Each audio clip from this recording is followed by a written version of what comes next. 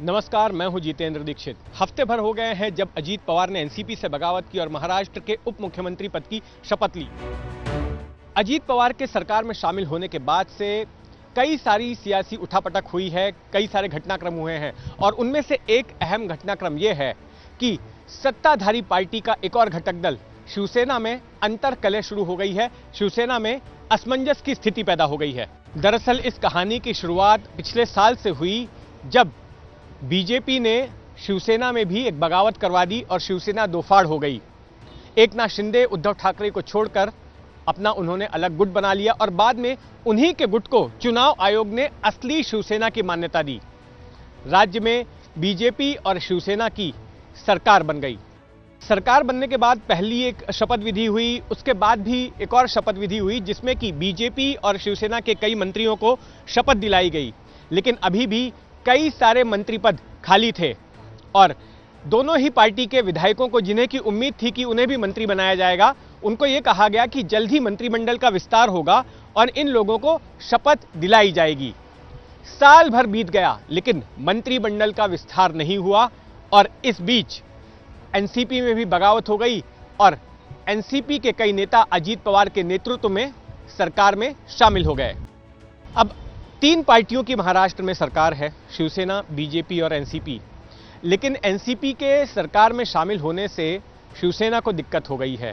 शिवसेना के कई ऐसे नेता, कई ऐसे विधायक जिन्हें की उम्मीद थी कि उन्हें मंत्रिमंडल विस्तार के वक्त में मंत्री बनाया जाएगा, अब उनको लगता है कि उनका पत्ता साफ हो सकता है, क्योंकि एनसीपी के मंत्रियों को भी एकोमोडेट किया गया है।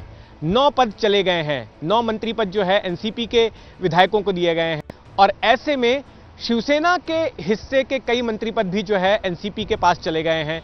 तो इस बात से शिवसेना के भीतर नाराजगी है।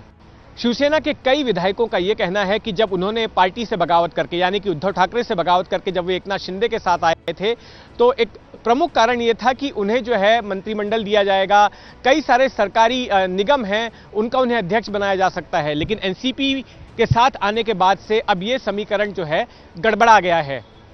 अब एक और बात यहां पर यह सामने आ रही है कि शिवसेना के कई विधायक जो नाराज हैं वो ये कह रहे हैं कि देखिए, हम जब उद्धव ठाकरे को छोड़कर यहां आए थे, महाविकास आघाड़ी सरकार को जब गिराया गया था, तो उस वक्त एक प्रमुख कारण यह था कि अजीत पवार चूंकि वित्त मंत्री थे तो उनके नेतृत्व में सिर्फ एनसीपी के विधायकों को ही पैसा दिया जा रहा था, फंड दिया जा रहा था और शिवसेना के लोगों के साथ में जो है नाइंसाफी की जा रही थी और कई जगहों पर एनसीपी सरकार में होने का फायदा उठा रही थी, कई जगहों पर एनसीपी अपने आप को मजबूत करने की कोशिश कर रही थी।